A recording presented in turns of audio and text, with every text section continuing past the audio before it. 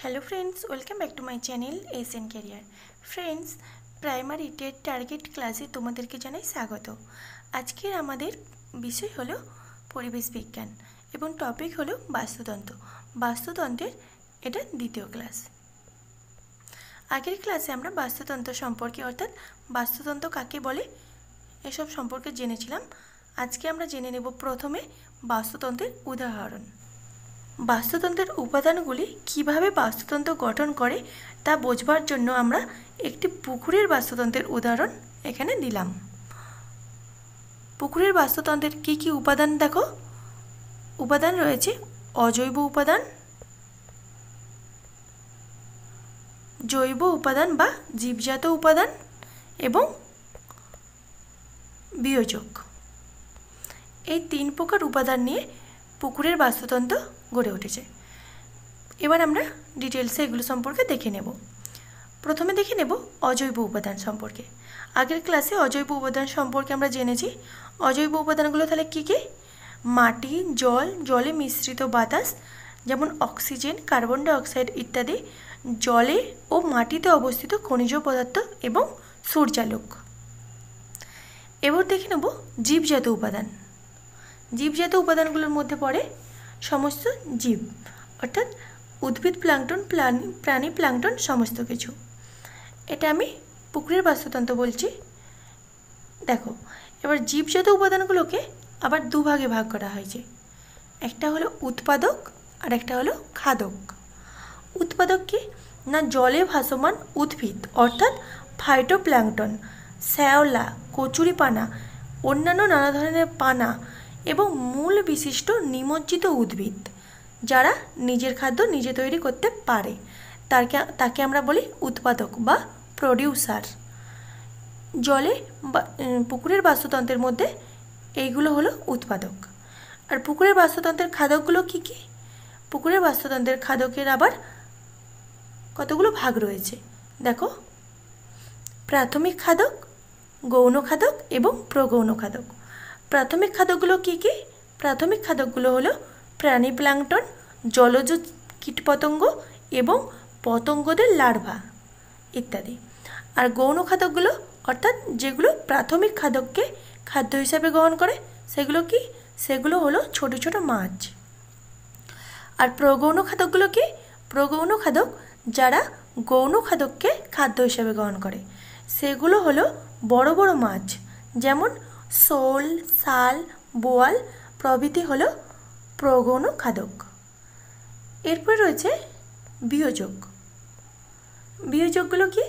জল ও পাঁকে অবস্থিত মৃতজীবী জীবাণু যেমন ছত্রাক, প্রোটোজোয়া, ব্যাকটেরিয়া ইত্যাদি। এবার আমরা এই বাস্তুতন্ত্রের এই যে উপাদানগুলো রয়েছে, এবার আমরা কিভাবে পুকুরের বাস্তুতন্ত্র গড়ে ওঠে তা আমরা এবার জেনে নেব। পুকুরের সবুজ উদ্ভিদেরা অজৈব উপাদান সংগ্রহ করে, অজৈব উপাদান বলতে বললাম যেগুলো, সেই অজৈব উপাদান সংগ্রহ করে সৌরশক্তির সাহায্যে খাদ্য প্রস্তুত করে। প্রাথমিক খাদকরা অর্থাৎ জলজ কীটপতঙ্গ সহ অন্যান্য শাকাশী প্রাণীরা উৎপাদকের তৈরি খাদ্য ভক্ষণ করে। গৌণ খাদকরা অর্থাৎ ছোট ছোট মাছেরা প্রাথমিক খাদককে খাদ্য হিসেবে গ্রহণ করে। এরপর রয়েছে প্রগৌণ খাদক বা সর্বোচ্চ খাদক যারা গৌণ খাদককে অর্থাৎ ছোট ছোট ওই মাছগুলোকে খাদ্য হিসেবে গ্রহণ করে। উদ্ভিদ ও প্রাণীরা মরে গেলে বিয়োজকরা তাদের বিয়োজিত করে পুনরায় অজৈব বস্তুতে পরিণত করে। ফলে পুকুরের বাস্তুতন্ত্রের উপাদানগুলির মধ্যে সমতা বজায় থাকে। তাহলে আমি বোঝাতে পারলাম এটা হলো পুকুরের বাস্তুতন্ত্র। এরপরে আমরা দেখে নেব বনভূমির বাস্তুতন্ত্র। বনভূমির বাস্তুতন্ত্রের ক্ষেত্রেও সেম একই রকম উপাদান রয়েছে। একটা হলো অজৈব উপাদান, জীবজাত উপাদান এবং বিয়োজক। এই বনভূমির বাস্তুতন্ত্রের অজৈব উপাদানগুলি কী কী? বনভূমির বাস্তুতন্ত্রের অজৈব উপাদান হলো সূর্য, মাটি, বাতাস, মাটির জল, মাটির খনিজ পদার্থ ইত্যাদি। আর জীবজাত উপাদানগুলো আবার দুভাগে বিভক্ত। একটা হলো উৎপাদক আর একটা হলো খাদক। উৎপাদকগুলো এখানে কি কি? ছোট বড় বিভিন্ন রকমের সবুজ উদ্ভিদ, যেমন বিরুৎ জাতীয় উদ্ভিদ, গুল্ম জাতীয়, বৃক্ষ জাতীয় প্রভৃতি উদ্ভিদ। আর খাদকগুলো 3 ভাগে বিভক্ত: প্রাথমিক খাদক, গৌণ খাদক এবং প্রগৌণ খাদক। এখানে প্রাথমিক খাদক কীরকম? প্রাথমিক খাদকগুলো হলো বিভিন্ন রকম তৃণভোজী প্রাণী, যেমন গিনিপিগ, খরগোশ, হরিণ, ছাগল, মহিষ ইত্যাদি।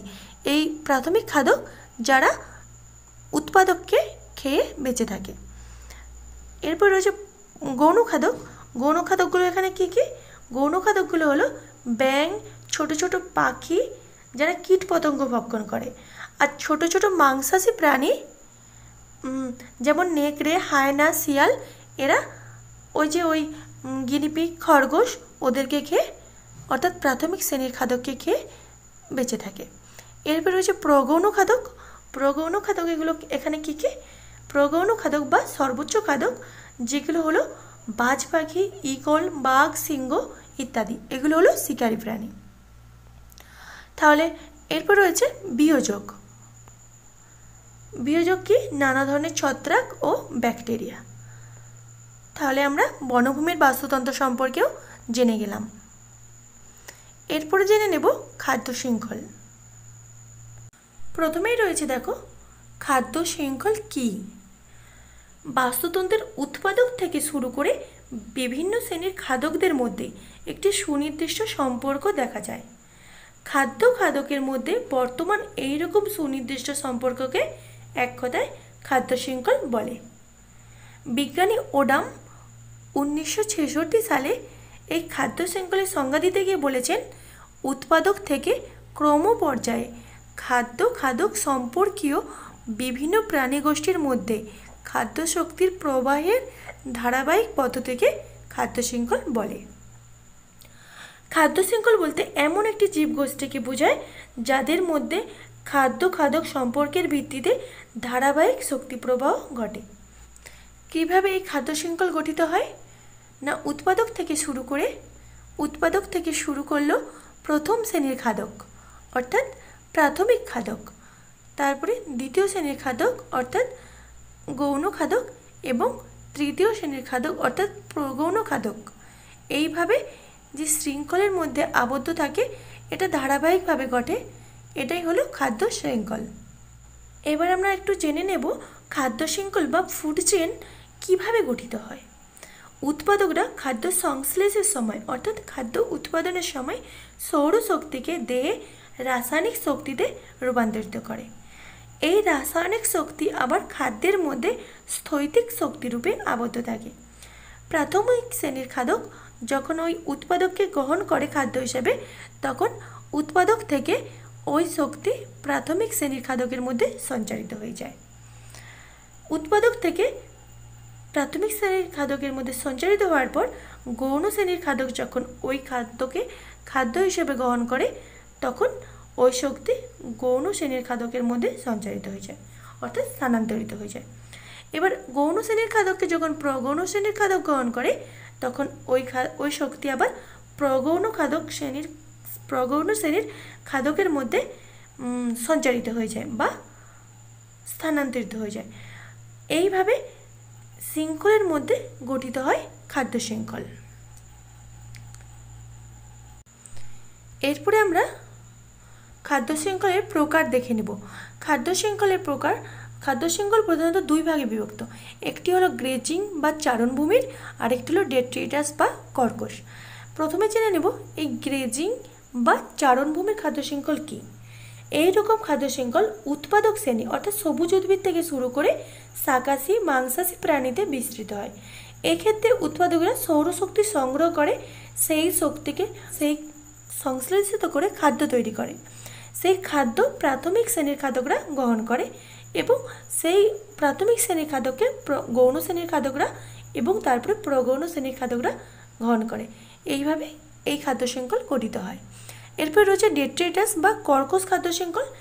এই ধরনের খাদ্য শৃঙ্খল পচা জৈব বস্তু থেকে শুরু করে প্রথমে বিয়োজনকারী জীবাণুর মাধ্যমে খাদক প্রাণীদের দেহে বিস্তৃত হয়। বিজ্ঞানী হিল্ট ও ওডাম ম্যানগ্রোভ পাতার উপর ভিত্তি করে এই ডেট্রিটাস খাদ্য শৃঙ্খলের একটি সুন্দর উদাহরণ দিয়েছেন।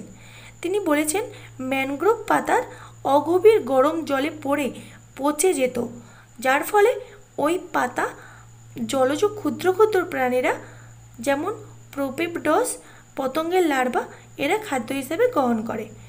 এই সব খাদক প্রাণীদের ডেট্রিটাস কনজিউমার বা কর্কশ ভক্ষণকারী বলা হয়। ডেট্রিটাস খাদকদের আবার ছোট ছোট মাছ খাদ্য হিসেবে গ্রহণ করে, আবার এই ছোট ছোট মাছকে আবার বড় বড় মাছ খাদ্য হিসেবে গ্রহণ করে। এইভাবে ডেট্রিটাস বা কর্কশ খাদ্য শৃঙ্খল গঠিত হয়। এই 2 প্রকার খাদ্য শৃঙ্খল ছাড়াও আরও 3 প্রকারের খাদ্য শৃঙ্খল রয়েছে। সেগুলো কি কি দেখো।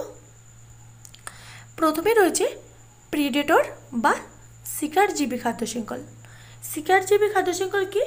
এইরকম শৃঙ্খল উৎপাদক থেকে শুরু হয়, এর পরবর্তী ধাপগুলো জীবের আকার ক্রমশ বাড়তে থাকে কিন্তু সংখ্যা ক্রমশ কমতে থাকে। এর উদাহরণ কীরকম? উদাহরণ হলো ঘাস। ঘাসকে খায় ঘাসফড়িং, ঘাসফড়িংকে খায় ব্যাঙ, ব্যাঙকে খায় সাপ এবং সাপকে খায় ময়ূর। এরপরে রয়েছে পরজীবী বা প্যারাসাইটিক খাদ্য শৃঙ্খল।